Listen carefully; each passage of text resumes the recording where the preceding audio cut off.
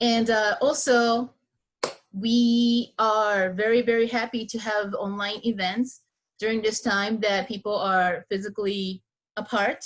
And also, this is a difficult time mentally as well. And we are absolutely honored and privileged to be able to serve you as a community and then keep you connected. In order for us to keep serving you, we definitely need your support. If you can donate, please, please do. Also, if you can become a member of JASM and build our community together, we will love to have you also. For future events, just want to let you know, next one is Yosakoi dance lesson. That's gonna happen in August 20th. And also we are having a professor whose research focus is Ainu people of Japan, the indigenous people of Japan. She's going to have a lecture for us in September 3rd. And currently we're having a JASM summer school for elementary school kids. It is an elementary school kids class completely in Japanese. And we have been doing that on every Wednesday at 10 a.m. We have 3 more classes left. So if you know any Japanese kids or kids who speaks Japanese, or big kids who wants to hear how Japanese elementary school will sound like, please join us. And I think that is it from me. Without further ado, please welcome Todo-san and Chiemi-san. Thank you. Yeah, I'll wait for the applause to die down. So thank you, Ryo-san, Megumi-san, Yoko-san for inviting Chiemi and I. I'm going to share my screen.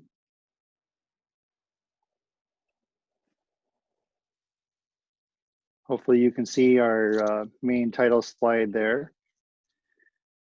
The title that we chose, the How Do We Find Meditative Moments in Our Everyday Life, we chose I think it reflects our desire to expand your minds to what you might think or what you might consider as meditation. So without too much more explanation, as we'll talk your ears off a little bit later. It's a short amount of time today, but we'll talk through, I guess I'd like to begin with a guided meditation. And the guided meditation is to open our hearts and minds, our kokoro, to prepare us to listen and to receive. And it's about establishing presence with each other and understanding our interdependence. So I invite you to turn on, I'm gonna stop share just for a moment here. And I invite you to turn on your cameras if you're comfortable with it, so I can see your smiling faces. And you can also choose to be on speaker view, which I would advise against because that just focuses on me and that won't be very calming at all. Or stay on your gallery view so you can see all of us together. I think that's a very nice community view. So I'd like to begin starting with all of us consciously arriving in the room where you are and within our gathering. Take a moment and blink your eyes shut. Physically notice what is in the room.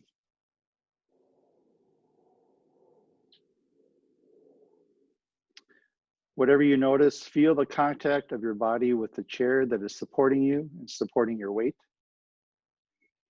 Notice the sounds that you can hear, the temperature of the room, and the temperature inside your body and on how it differs from the outside. It can be different in different parts of your body. And notice the difference between your upper part and your lower part of your body, your fingertips and your toes. Feel into what you're feeling from within. Now, this meditation is to tune into love and the vibration of love that already exists inside of you. This love is understanding that we are not separate from each other. We are embraced by a much bigger world. And by paying close attention, we can understand this with better clarity. Take some intentional breaths. When you breathe in, you can send air and light into the center of your chest where your heart and mind reside. I'll count you in while we breathe in through your mouth for 5, 4, 3, 2, 1, and hold. Then exhale through the nose for 7, 6, 5, 4, 3, 2, and 1. Then if you can see that center of your sternum as a green flickering light. When you breathe in, send power and energy to that green light. Breathe in for 5, 4, 3, 2, 1, and hold. And notice. Then fully exhale for 7, 6, 5, 4, 3, 2, and 1. Then in your mind's eye, conjure an image of what love means to you. You know, it can be a person, a pet, nature, tree, sun, anything that to you represents love. Someone with whom you have close karmic connections. And notice that felt sense within your heart when you can conjure up that image. With that felt sense in mind, put your attention to your fingertips and tips of your toes and draw in the energy of your entire body and send it to your heart space. Let the energy in that heart space be fueled by the energy of your whole body and let it grow and let it double. Double it again. Let it get so large that it escapes your body and into the room around you. Let it surround the space that exceeds the room and out into the air that surrounds the building you are in, and allow it to send it up to the sky. Even let it fill the electronic world of our Zoom gathering.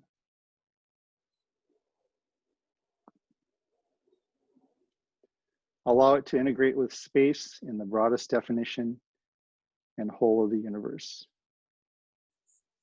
and rest in the oneness with the universe.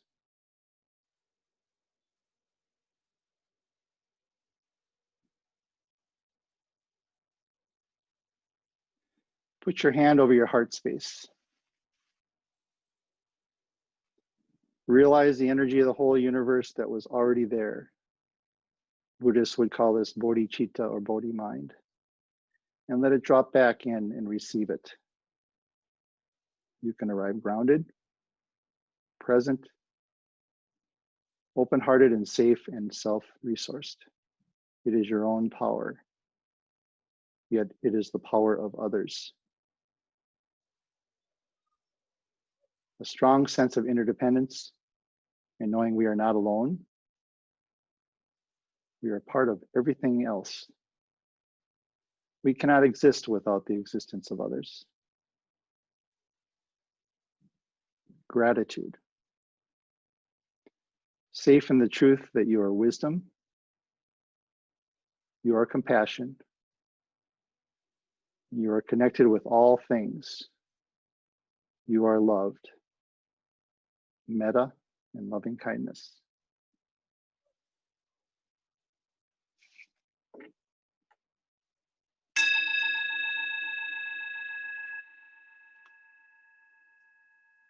Go ahead and blink your eyes open and feel the sense of all of us being together in this moment.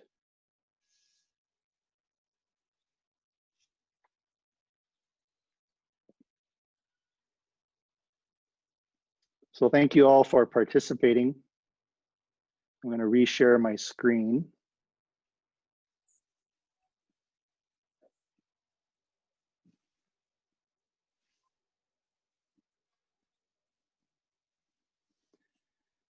Now, this was not meant to be a guided meditation for you to really achieve anything, achieve anything like a blissful state or a level of achievement, but a method to open up our hearts and minds to help us to see the love and compassion that is already there and be ready to be open to receive or listen.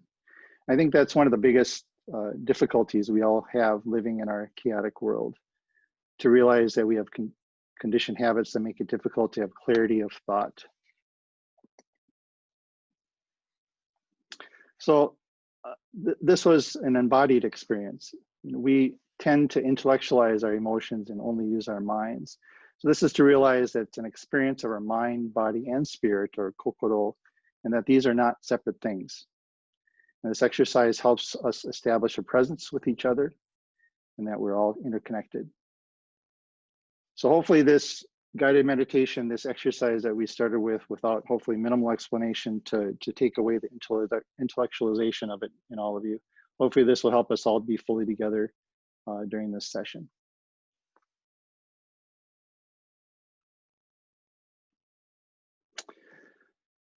Chiemi found this slide on this list on WebMD online on the science-based benefits of meditation. Now, these are all important to know, but in our society, we tend to be very conclusion-oriented. We become attached to the necessity of these achievements. We want you to consider meditation as part of your path, part of your journey, and not really a destination. So this is a rough outline of what we hope to cover today. I know time is somewhat limited, but we'll talk about a little bit about who we are, what our backgrounds are, maybe our biases, so you know where we're coming from. A little bit about how we view meditation. You know, it's a very broad definition. How we view what meditation is not. You know, that's bad English, but and what meditation is in our tradition. And also about mindfulness. But ultimately, we want to talk about meditation, not as a separate thing, but as that path or journey, as a natural part of our everyday life.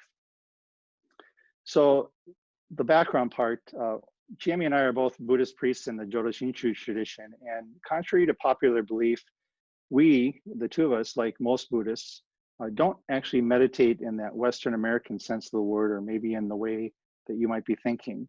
And in fact, meditation is not a practice in our tradition to achieve any state or transformation. Our practice is deep hearing or deep reflection and the recitation of what we call the Nembutsu, which is interpreted as being mindful of Mita Buddha. And being mindful of Mita Buddha means being mindful of the infinite wisdom and compassion. So Buddhism is diverse, and there are many different traditions. We realize this is not a class on Buddhism, but we wanted to give you a little background about us to know where we're coming from. So just bear with me, a little Buddhism 101 here. So the term Buddha means awakened one, and it's an honorific title and not a name. So there are many Buddhas, but you're probably most familiar with the historical Buddha, who was alive over 2,500 years ago in India. And he didn't claim to invent a religion. He found what was already there, or what Buddhists say is the truth of life, to become a Buddha or to overcome suffering. So not suffering, not in the sense of physical pain, but to transcend our greed, anger, and ignorance, living with perfect wisdom and compassion. So Buddha is not the name of a god or a divine being. And there are many Buddhas who are revered in Buddhist communities. And these Buddhas are not usually considered to be historical figures, but rather are described as tangible expressions of the ineffable truth. So Chiemi and I in our community are part of the Jodo Shinshu Buddhist tradition, which means the true Pure Land tradition, which started in Japan in the 13th century, and the founder is Shinran Shonin. So it's a form of Pure Land Buddhism that came to Japan from China. It's the largest denomination in Japan, and it came to the US with the immigrant community in the late 1800s. So our organization, the Buddhist Churches of America, the national organization, was founded in California in 1899. So originally called something else, but the name change was a result of the World War II internment camp incarceration. In the camps, as many of you know, Buddhism was considered a national security threat. So in order to try to fit in to become more American, the name was changed to Buddhist Churches of America. And it's the longest standing Buddhist organization in the US. And our group here in Minnesota is 74 years old, started in 1946, as the slide says. And it started right after World War II by the recently released the Japanese Americans from the internment camps. And also, as many of you know, the Twin Cities is home to Fort Snelling, where a lot of Japanese American soldiers, US soldiers, were stationed at Fort Snelling. So there's a higher concentration of Buddhists here at the time. And my family had moved here after being released from the camp. So we're some of the original members of the Twin Cities Buddhist Association. So maybe Chemi, you can speak up about your background a little bit. Hi.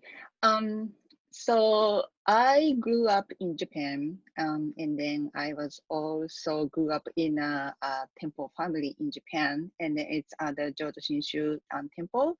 It's a very old temple, more than 500 years old history or so. And then my brother is the head minister there. So I grew up in the Jodo Shinshu completely environment in Japan. And then, but I was tend to, came to America, the spread the Jodo Shinshu teaching. So I came to Minnesota because I met my husband and he's from Minnesota. So that's why I came here. And then I met the other Twin Cities Buddhist Sangha. And then I was not minister then. So after I met the Jodo Shinshu Sangha, the Twin Cities Buddhist Associations, and then I decided to ordain and then became a minister. And then I'm also not only for the Jodo Shinshu teaching, our Buddhist teaching. So I'm also enjoying the introducing the Japanese culture, the Japanese culture based on the very much Buddhist theory in Japan, even though the Japanese people are not realizing that. So today I'd like to introduce some meditation based on the Japanese culture today. Thank you, Chemi. So Jodo Shinshu is a tradition that focuses on just living your life and not needing to become reclusive in any way as you might stereotypical think of Buddhists. But it was a tradition started specifically for the peasant community. So it helps us to understand who we are and what is the point to our life. So deep hearing and awareness and reflection in our everyday life events helps us understand the things that have helped us become what we are today, and giving us a strong sense of gratitude. So this is a very quick and brief description to our tradition, and it shouldn't be generalized for all Buddhists. There are many denominations, as I mentioned, but in our tradition, another thing to point out is that clergy like Chemi and I are not considered experts. In our tradition, we are all fellow travelers on the path, and the term is ondobo ondogyo. So we are all supported by one another. So here's my attempt at talking about meditation briefly, or maybe trying to describe it or give it a little bit of a description. It's a practice where an individual uses a technique to focus the mind on a particular object, thought or activity, or even no thought, to train our attention and expand awareness. So there are those that focus on opening your heart, kind of what we did earlier, and some to achieve a mentally clear and emotionally calm and stable state. Now, scholars have found meditation difficult to define, as practices vary so much between traditions and even within them. So I think a good way maybe to think about what meditation is changing your relationship with your thoughts. Now, there are many forms of meditation connected with different traditions, as well as non-religious forms of meditation, secular meditation. And we tend to get caught up in a preconceived notion of what we think meditation is, and work hard to try to determine what is the best by intellectualizing it. People always say, well, what's the best way to do this? I don't know. Everybody is so different. We end up getting attached to this process, or getting attached to striving for some goal to achieve in some manner, and even trying to be good at it, or being bad, get frustrated at being bad at it, but it's all part of our path.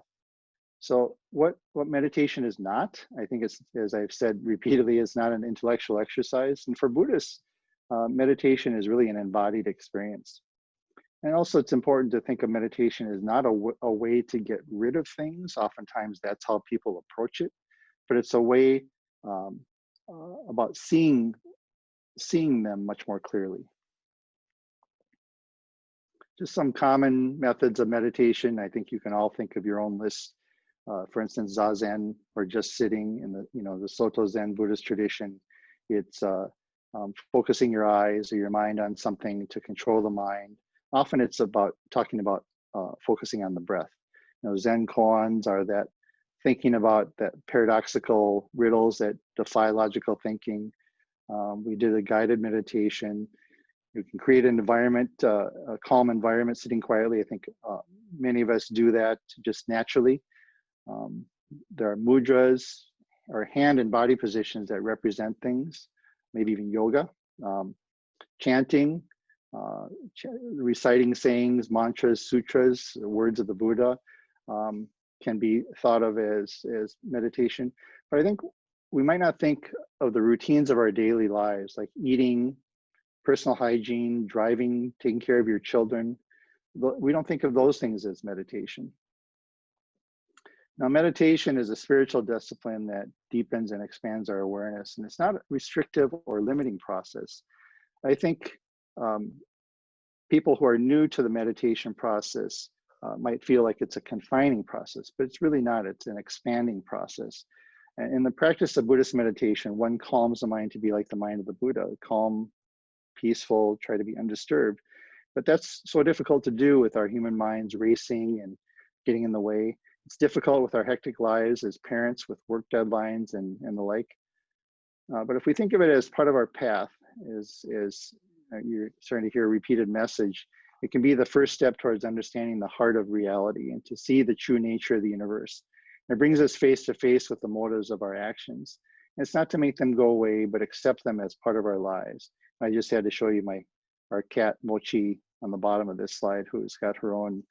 Those are mindfulness beads. We call them Minju. That picture was not staged at all, by the way.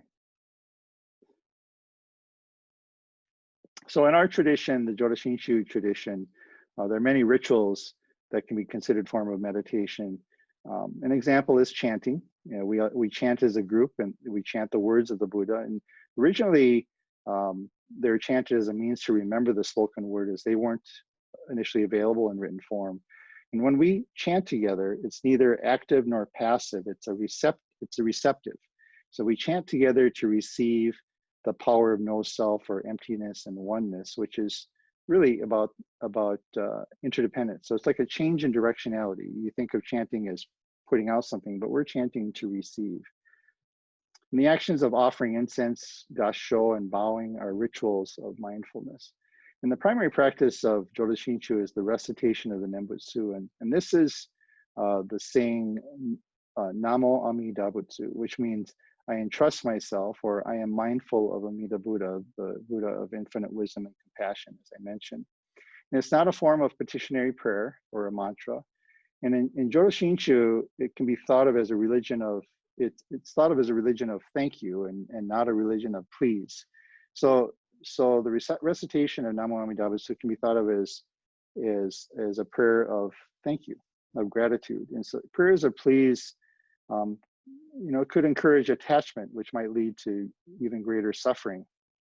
So prayers of thank you are focused more on the understanding of interdependence and gratitude, and they're maybe a little less self-centered.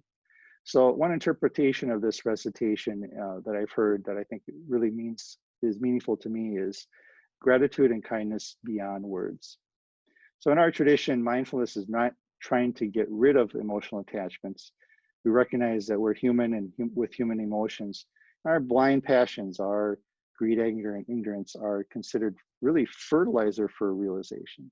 So it's hard to make the passions disappear, but they can be deepened into wisdom and compassion. So mindfulness is a way to better understand our blind passions. And I just want to point out this picture on the upper right part of this slide. This is the front of the New York Buddhist Church.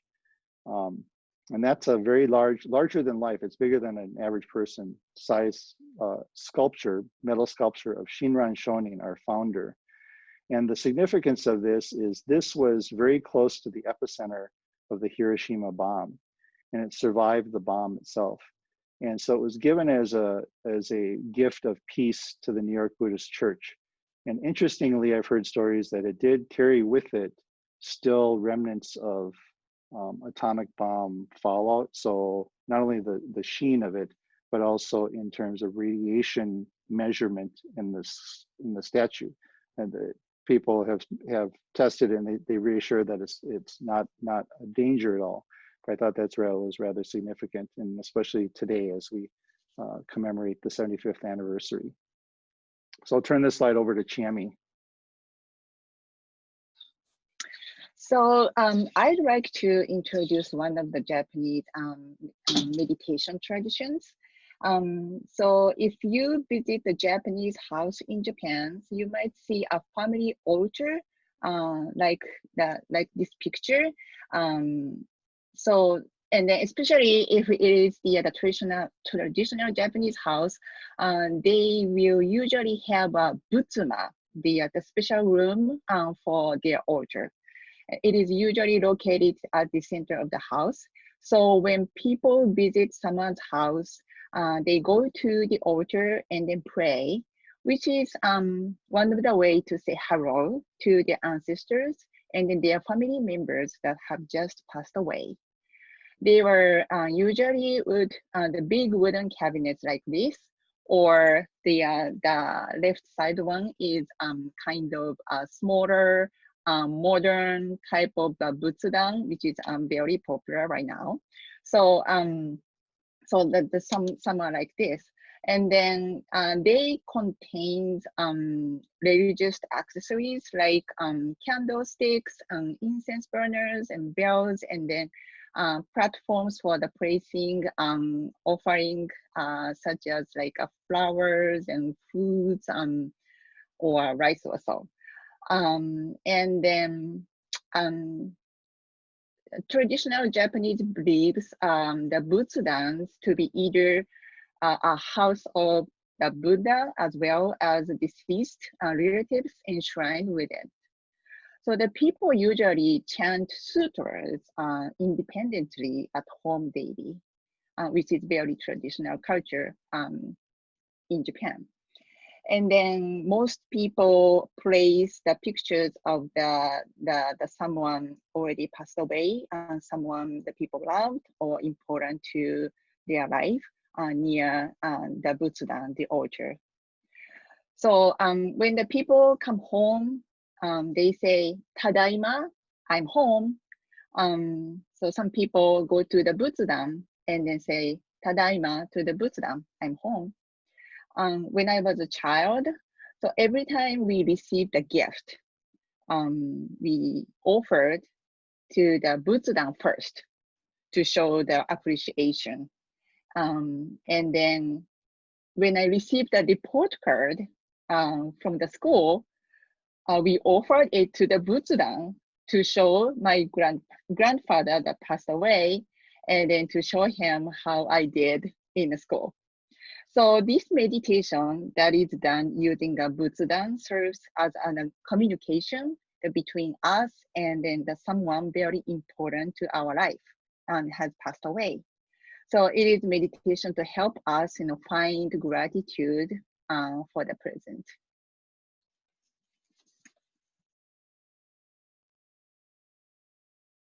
Thank you, Chami. I just want to touch and focus a little more on the mindfulness side. It's, mindfulness is something we can all do. It's about being aware, about paying attention.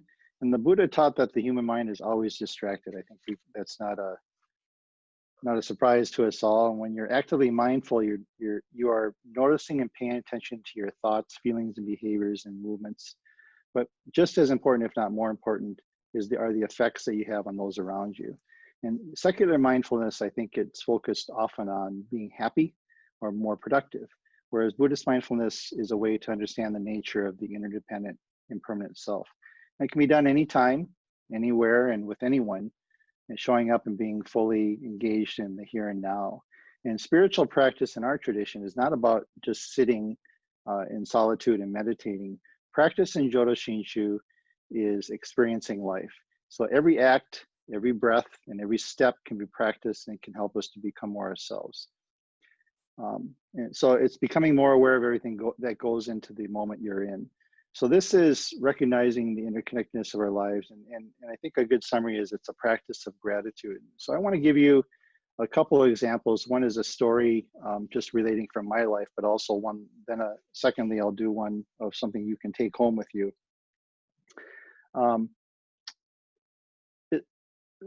This is a realization of mindfulness that was suddenly discovered by somebody who I knew. And I recognize many of your names on the list who are attending today. And as many of you know, I'm a retired dentist, so I'm no longer practicing. But years ago, one of my patients came in for an appointment. She was particularly excited to tell me a story about her recent experience. And it was surprising to me because that was not her usual demeanor. And the reason I say that is she has 3 children, and her youngest son had recently died of cancer. And difficult as it is for any of us to imagine the sadness they were all feeling. But the story she wanted to tell me was that they went to Ridgedale as a family. But you know, family outings were difficult, always carrying the burden of this sadness. And it always seemed to weigh on them no matter what they did. She told me that they sat down to rest in the mall, the Ridgedale Mall, and an elderly Japanese woman sat next to her 2 children. And she gave them origami cranes, tsuru, and that she made, and she showed them how to flap their wings. And she watched her kids and this woman interact. She watched as the children lit up with laughter and smiled. And for the moment, they were enjoying the experience together, all due to the kindness of this woman. So it ends up that this woman was actually my mother. It was a very random meeting. And my patient had read the name on the woman's cane and was excited to ask me if we could possibly be related. So in thinking about it afterwards, it was really a moment of clarity for her to awaken to our interconnectedness and to appreciate the moment their family had together with what they originally thought was a stranger. And she realized, just suddenly realized, that they weren't alone. I think she was, this sadness, which is not to be denied, was a lot about feeling alone. But this realization helped her realize that she's not alone. So the sadness didn't go away, but her awareness and appreciation expanded. Here's another example I think that you can incorporate into your daily life, and you're going to have to do this, unfortunately, after the Zoom call. But it's about an example of eating an orange.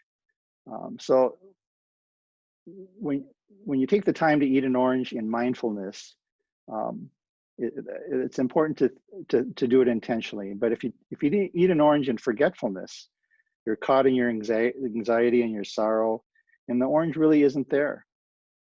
But if you bring your mind and body together to produce true presence, you can see the orange.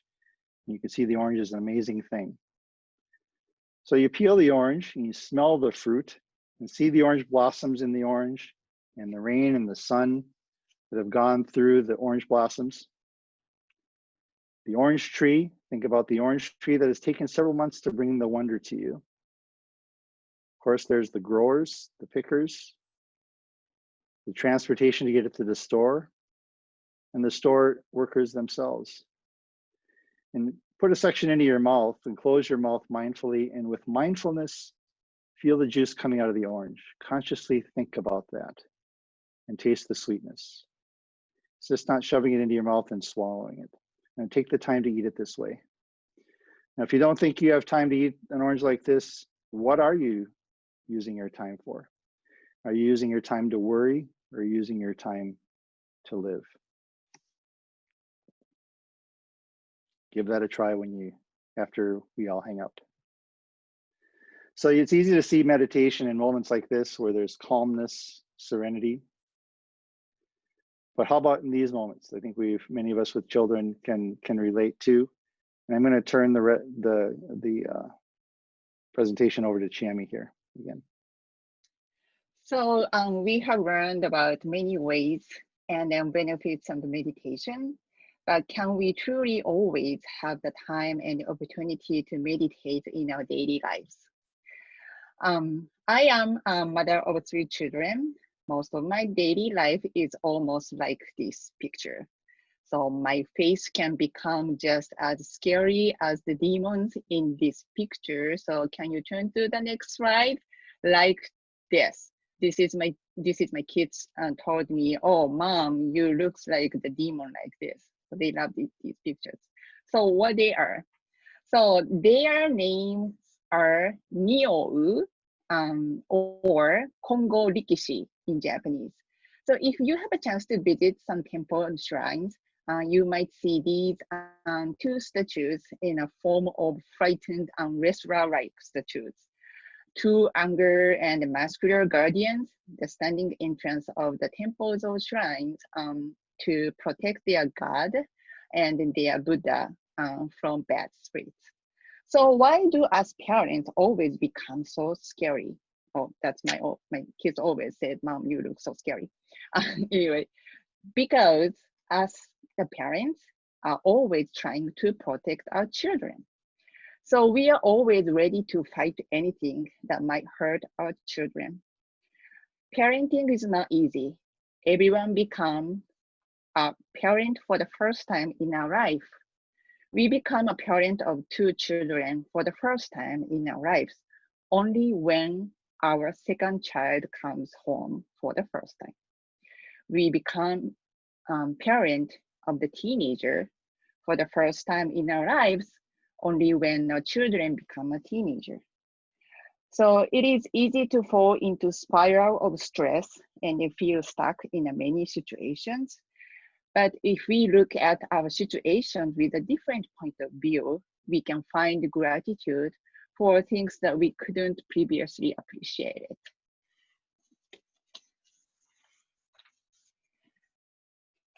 Can you turn to the next slide, please? If you are familiar with Chinese or Japanese or any other Asian languages, so you may know one of the texts, it's called kanji characters. So they are hard to memorize. There are tons of the characters have to memorize, but very useful as each character has its own meaning. So the character on the left is surai, which means difficulty in English. And the character on the right is shiawase, which means happiness in English. So can you see the difference between these 2 characters? Just one line, just one horizontal line on the top. So just one line changes difficulty to happiness. And without the line, happiness turns into difficulty. So happiness and difficulty are right next to each other. They are very similar. So when we are in a difficult situations, happiness may feel very far away. When we are very content, we feel as if difficulty never come our way. So can you go to the next slide? So here's another kanji character. Isogashi, the busy, that means busy in English. So the left part, the left side of this kanji is kokoro, which means heart. And then right side of the kanji is nakusu, which means lose in English. So in the 21st century, with the help of the modern technology, especially digital technology, so we can do previously unthinkable amounts of work almost instantly. So we could done that. So, but we are still somehow always busy, isogashi all the time. So as if something constantly chasing us. So we use our filled schedule as an excuse for everything. So if continues to rush through the life like this, we will never have opportunity to stop and reflect. So since in this industrial revolution, especially in a developed country like here, the US and Japan, So the technology has developed, had, and completely reshaped life as we know it. The technology has made our life convenient, but at the same time, technology has created many things that hurt others. Can you go to the next slide?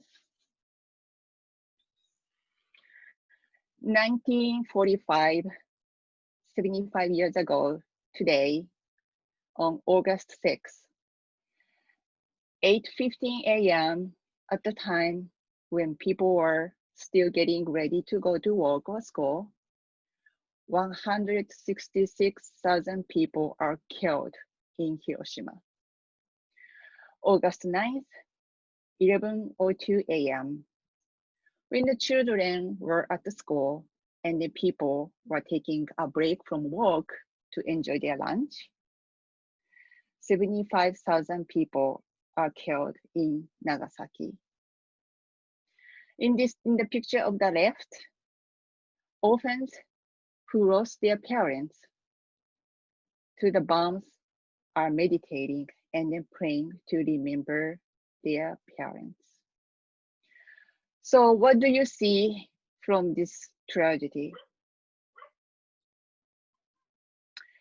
On this Memorial Day, we should take some time to meditate and reflect on what humans have done in this world. So if we continue to rush through the life without taking time to stop and think, we might lose something very important without even realize it.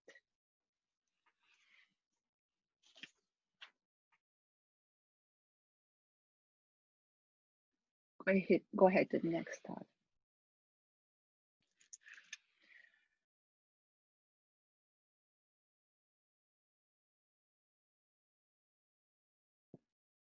So the closing meditation, I would like to introduce one of the poets, the Japanese poet. Her name is Mrs. Kaneko,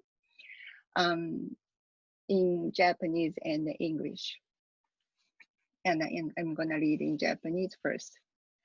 私と小鳥と鈴と。私が両手を広げても、お空はちっとも飛べないが、飛べる小鳥は私のように、地べたを速くは走れない。私が体をゆすっても、きれいな音は出ないけど、あの鳴る鈴は私のように、たくさんな歌は知らないよ。鈴と小鳥と、それから私、みんな違ってみんないい。Me are songbirds and the bell. Spread my arm, though I may, I will never fly up in the sky. Songbirds fly, but they can't run. First on the ground, like I do. Shake myself, though I may, no pretty sounds comes out. Bells jingle, but they don't know lots of songs like I do. Bell, songbird, and me, all different, all just right. Thank you.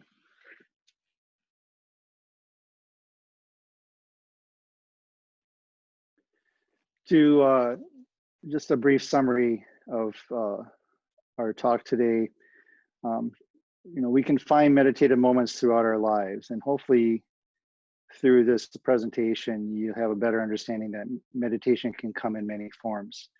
As America figures out how to rebuild our future and the world grapples with a new awakening to its irrevocable interconnectedness, we need this keen discernment between truth of the deepest kind and the stories of our conditioned minds. So we need to slow down and process all the feelings that we have, the anger, the anxiety, as well as the hope that we might be experiencing. This spiritual growth can be found in the midst of our daily lives. And as you go about your own daily rituals, hopefully this understanding can help enrich your experience and expand your view. For us in our tradition, it's about increasing our awareness of wisdom and compassion. our understanding of impermanence and interdependence. And it's about gratitude and kindness beyond words. So the last two points there are ways you can reach out to us if you want to know more information. Our website is tcbuddhist.org. And on Facebook, which is a little more active presence, it's can be found listed under Twin Cities Buddhist Sangha. So I'll stop sharing, and Rio, you can take it. Todd-san and Jamie-san, thank you so much. When Todd-san was talking about mindfulness, and then talking about eating orange and then thinking about people who made it, and then it kind of occurred to me that we Japanese say "itadakimasu" before we eat, and then I was taught in school as a child that in that word "itadakimasu," it has it means thank you, but thank you to people who planted it, harvested it, and then cooked it, and then sold it. Like, all those people are thanking all those people, and then including people who made it for us and then brought it to me. And I guess I knew that, but it really just clicked now when you said it later in my life. I thought it was just kind of fitted in perfectly, and it was aha moment for me, which I thought it was great. I think if you are like the rest of us, when we learn to do that as a young child, it becomes just so quick, just so you can get to the food, right? You just yes. So to stop and actually understand what that means, sometimes to be reminded what that is helpful. But human nature is such that you do tend to gloss through that quickly. Absolutely. Yeah. I have a question here, which is a kind of layered question. What role do the arts play in your tradition? Are they also a pathway for self-cultivation as they are in Zen? Also, how is your pathway similar to and different from Zen? Jamie, do you want to start? Go ahead to start. I have to think my answer. Okay. Well, the arts, arts as a discipline, when you think about a lot of the Zen arts, it's about self-power. It's about controlling the mind. And our tradition is more focused on other power. So it's the realization that within ourselves, because of the greed, anger, and ignorance within us, that as humans, we're not able to overcome those to become a Buddha. So we need the understanding of other power to do so. So the arts are not maybe as used as a means to a path to a destination or an outcome, but the arts can be used as an understanding to see ourselves better. For instance, I was a 30-year taiko player. In fact, my Master's of Divinity thesis was on taiko in the Jodo Shinshu temples.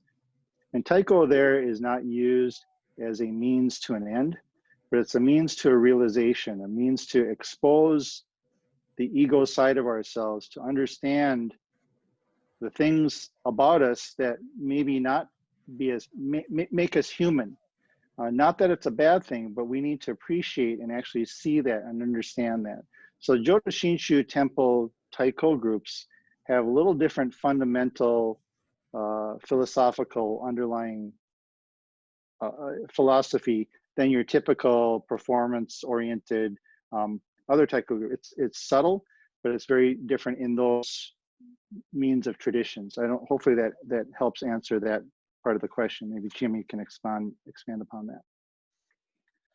Well, just adding a little bit Japanese Buddhist culture background things is yes, art is very important to the Buddhism, general Buddhism, but from our sect, the Jodo Shinshu sect, it is the teaching for the ordinary people. So if you see the Buddhist arts when you go to Japan and then at the temples or so, the Buddhism in Japan that at the beginning was only for the high class people. So they spend the money and the time to build the old artwork. So, but all those artwork was meant to the people later, because a lot of people cannot read they cannot read, or people cannot read. But if you see that the picture of the Buddha, or there are lots of the Buddhist stories in the scrolls, and then they can tell the stories also. So the art, the Buddhist art, is very important to the general. And then not only in Japan, it came through the India, and especially in the China. So they developed so much. So it is based on the history of the Buddhism. But in the parent sect, there is not practice like drawing pictures or so.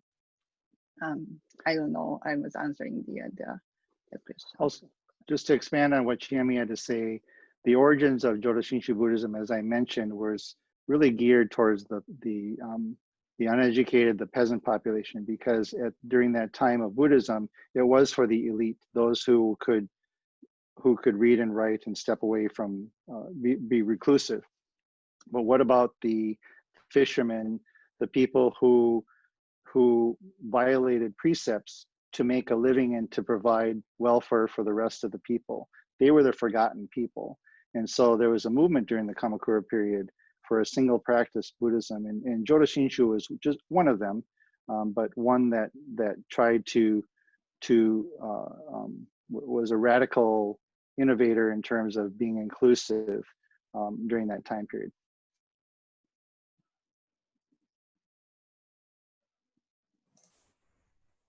Wow, that's very interesting. Thank you. Thank you. That's actually the only question that I got so far. If you have any questions, maybe you don't, typing will take a bit much. If you want to go, there's at the bottom, you will see participants. And if you open it, there is a button that says raise hand. If you want to do that, I can see you, then you can talk the question. Yeah, do you have anything? Also, if I know Rio has mentioned that she will follow up with correspondence, we can always give her our contact information if you would just like to privately inquire something or ask a question. We both, Chiemi and I, would be happy to respond. I got a couple questions now. Will there be a session to follow up these ideas? Oh, via us? Maybe you might want to talk to Todd-san and Chiemi-san to, talk to them about that, maybe. So I guess on this, can they contact you? Yeah, certainly. Yeah, sure. Conversations with us, as far as a scheduled plan thing, I guess I hadn't thought about that. Certainly we could think about that possibility and in what particular form, I'm not sure. But we also have our general services that we conduct within our community. It's a pretty small Jodo Shinshu community here in the Twin Cities, but we're doing Zoom services, and any of you are very welcome to just log on. It's a very easy to do from the safety of your own home. You can be very anonymous but to listen in and to participate and see the kind of things we talk about, listen to a Dharma message from somebody really smart like Chiemi, who gives wonderful messages, really that focus on the Jodo Shinshu teaching. And it's a little different thought, one that you might not necessarily have thought of, but to me, I'm biased, it's very common sense thinking. So once again, if you look at our website, the tcbuddhist.org, or our Facebook, Twin Cities Buddhist Sangha, there's always links to our Sunday services that we hold. And any of you are always, okay, most of you are welcome to join.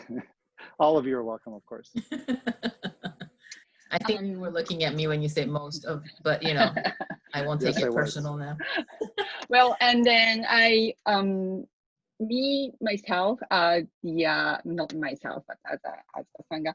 So I'm hosting the Japanese discussion group every other Monday night, which is everything in Japanese. We just gonna discussion about topics. So the people are bringing the questions about like something like why funeral and the memorial services are so important. Or the last time we did, what was the difference of the Buddhist temples and the Shinto shrines? Also, it looks like a very similar to us. Also, so all those questions that people are bringing up to the discussion group. So we usually do the every other Monday from 8 p.m. to 9 or 9:30 or so on Zoom. So if anybody interested in discuss about the Buddhist culture or any religious based on the conversation also. So and anyone anyone can come. So it doesn't have to be a Buddhist or any other the religious. So. One last question. Is there a way to download a chanting guide? Oh, that's a good question. You mean that the recorded chanting or like a more guiding, instructional guiding? It does not say. Saying, okay. Well, if it's just a chanting, so there It says is for the service. since for the service. Okay, what do you think, Todd? So Well, it depends on what the purpose of the chanting. I mean, there's so many different types of chanting.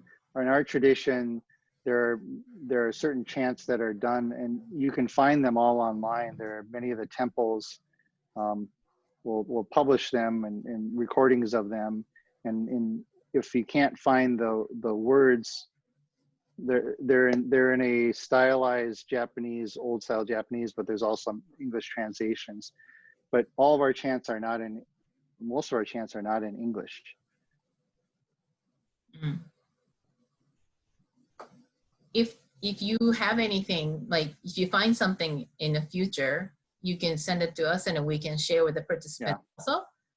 I guess if the particular person who is asking the question, if there is a purpose, like a reason for the chanting or just general knowledge, that can help us steer you in a good direction. Okay.